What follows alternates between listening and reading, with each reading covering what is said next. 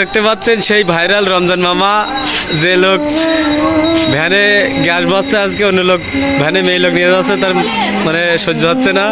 ওই দেখ